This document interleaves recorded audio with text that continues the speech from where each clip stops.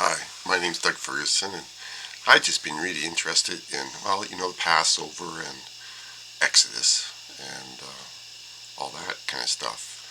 And, it's the time of remembering the death and resurrection of Christ. And what happened during the Passover and the crossing of the Red Sea is a death and resurrection of Israeli nation, really.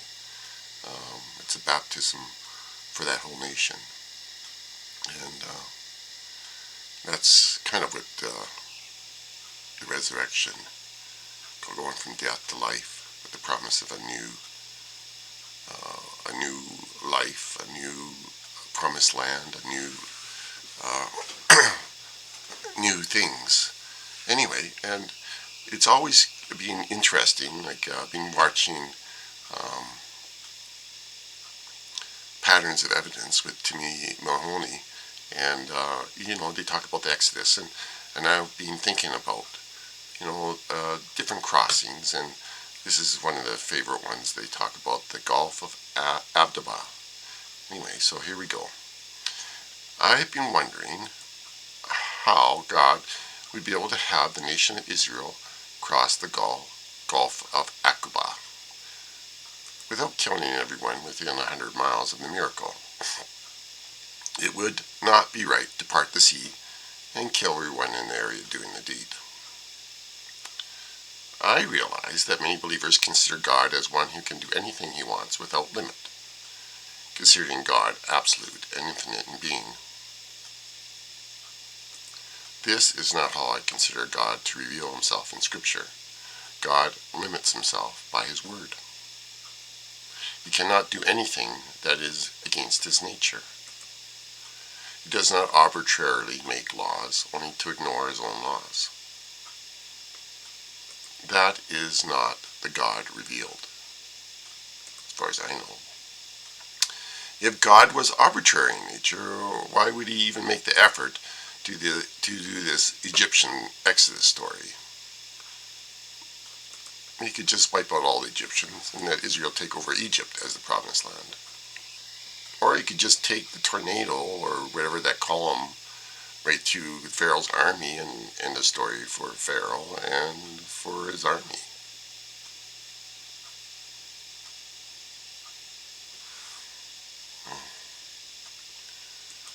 Though God is God, yet he wants us to understand him so we can have a relationship with him. Though we are only a speck, yet we are more than we think in his eyes. He has created us, so he knows our value. And he has given us the ability to know him if we search, question, and try to know him. This is why I tend to consider the possible ways God does things within the laws he has made. Some have considered the Red Sea crossing to be at the Gulf of Aqaba. It is over 800 meters deep at this location. This is many times higher than any dams currently in existence. To keep that much water back to expose the seabed, several hundred megatons of explosive power would be needed every second or so. I would think. This would destroy everyone in the vicinity. And as I mentioned before, it wouldn't do very good if he opened it up and everybody died. But I considered if God made an ice bridge, it could be done with much less energy and much safer for those he was leading to his mountain. Directed energy using wind funnels or tornadoes would, I think, be the preferred method. He was using them to guide the nation, so why not use them to make an ice bridge?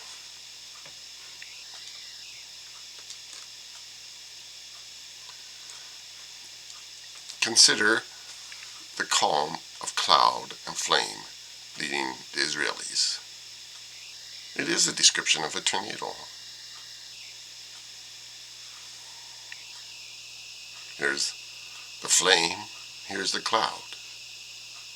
In nighttime, the flame would be quite bright. In fact, it could be really bright. If you have those going on all the time. Very bright. And imagine that. A whole nation following a tornado. Insane. And a tornado wouldn't be going 60 miles an hour. It would be going, I don't know, 5 miles an hour or something. Just to keep in front of them. I don't think they'd be traveling faster than 5 miles an hour. For sure they wouldn't be. But, and the storm system around the tornado would provide water for people and herds and desert blooms, which are quick to grow. So following God's tornado would give grazing for their livestock on its way, while they were on their way. So, like, here's a desert bloom. So basically, he had the water flowing out of this weather system that he made.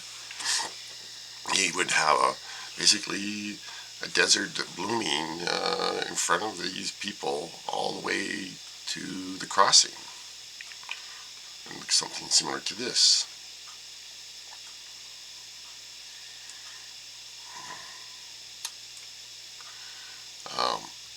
And here's a picture of a tornado.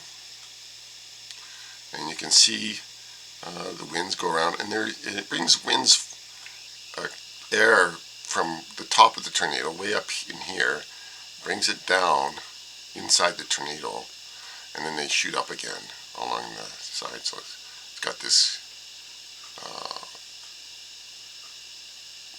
I'm not sure what kind of effect it's called, but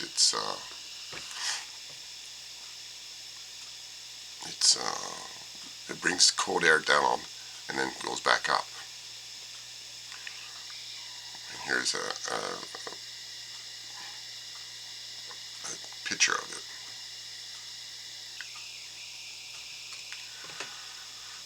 So you have all this air around it, and you get this storm cloud in front of it, and so you're having all sorts of, I mean, I would think it would be very scary to be so close to a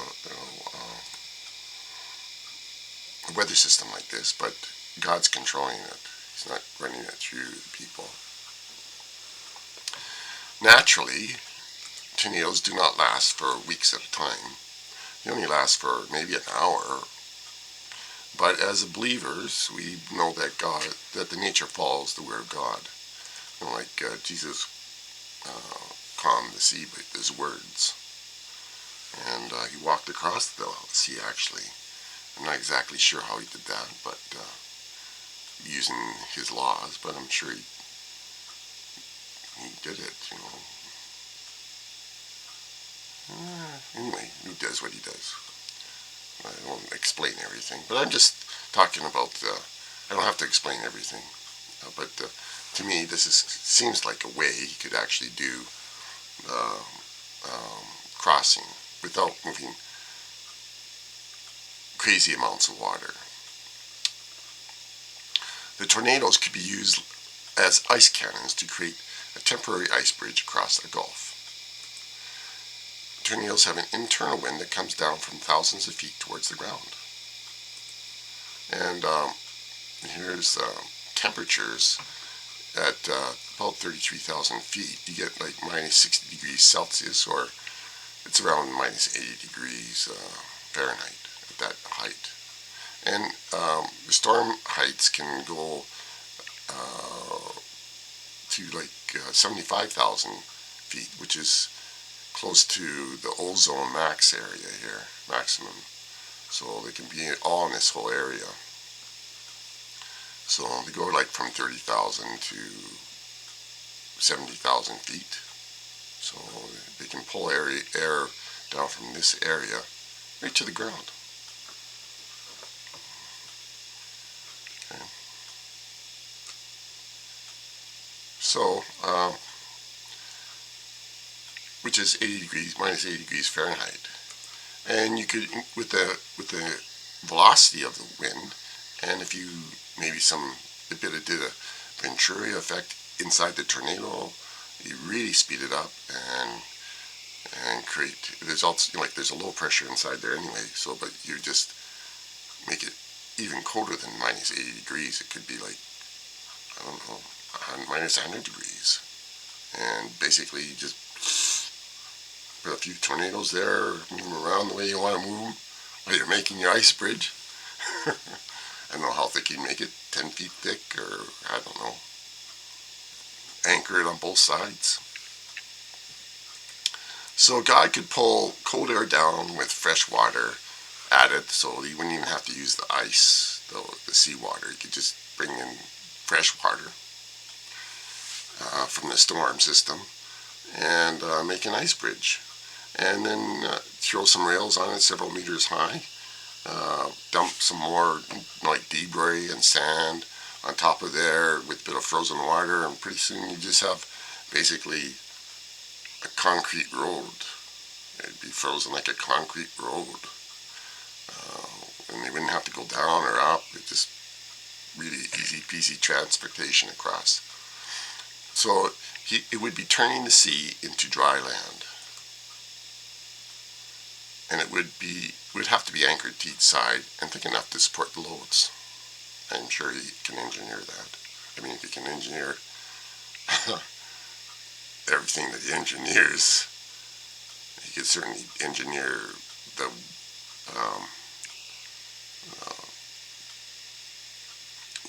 weather systems to do something like this. This is like, I mean, he's there doing it.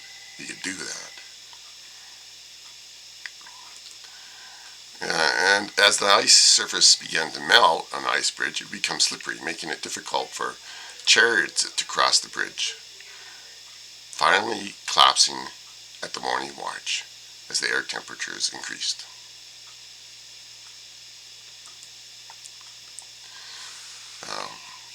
And, during the night, like the ice bridge would be melting continuously after you make it. But once you've made it, you don't have to have the tornadoes there, just continually making it. So it's already made. Then you let the people pass. Once they pass, then it'll be melting the whole time, and the ambient temperatures of the desert in the night will be quite cool, which is when they did the crossing. And so,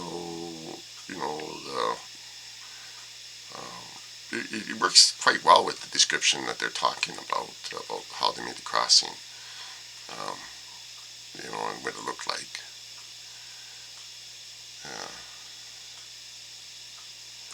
An ice bridge would not have any grade to speak of, so crossing would be very easily. It wouldn't look anything like this. I just thought I'd throw this picture in here. It wouldn't look anything like this. It would be kind of a thing that'd be in the water and kind of with a side on it, so that waves and stuff wouldn't be getting into it, and so it wouldn't be like this at all. But that's just the picture. And here's the temperatures here. So it's something to consider. I'm just, just throwing it out. I just find it solves a lot of problems with crossing something like 10 miles across, like it is at the Gulf of Aqaba there. And it's what he's using already is basically, I consider a tornado or a cyclone, tornado. And so, and he'd be using several of them. I mean, can you imagine several tornadoes flying around all over the place like that? I would just think, it's amazing that Pharaoh's army wouldn't just turn around and just run. To me, it's like these guys are just insane to follow I mean, it would take a lot of bravery just to see this bridge open up, and then Moses starts walking across. Come on, guys, let's go across this thing. It would just be. I got a bit of a cold, but it would be just in that sense. I mean, but to see God make something like that and then just follow across on the ice bridge. Um, Pharaoh and his army, you know, I would, I would just turn tail. Like, I guess you couldn't because you'd probably be killed by your own officers. But you're dealing with something way bigger than you. But yeah, and as I mentioned before, if God wanted to, he could just kill the whole nation of Egypt with, if he wanted to. But that's not. He's got a narrative that he's following. He's got a story he's telling. He's trying to tell us something about himself so we can know him. You know, he's spending effort. He made this. He gave um, uh, Moses the tools to actually write the Torah. So, I mean, God's making an effort for us to know him. And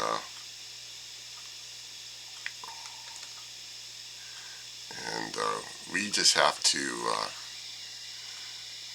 know, just appreciate all the effort he makes and who he is.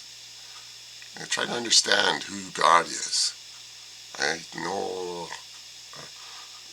I've had, you know, thought about it a bit, and I've considered, you know, some people that are supposed to be great thinkers have not really considered the words that they say to even understand what they mean in describing who God is. And they don't know who man are, and they're supposed to be, you know, great thinkers in our church. But anyway, so I think we really have to really appreciate the effort God makes to try to teach us who he is, and just not assume that we know, but try to really listen to what he has to say to us in his word. Anyway, I just thought I'd present this. God bless, and may God's peace be with you.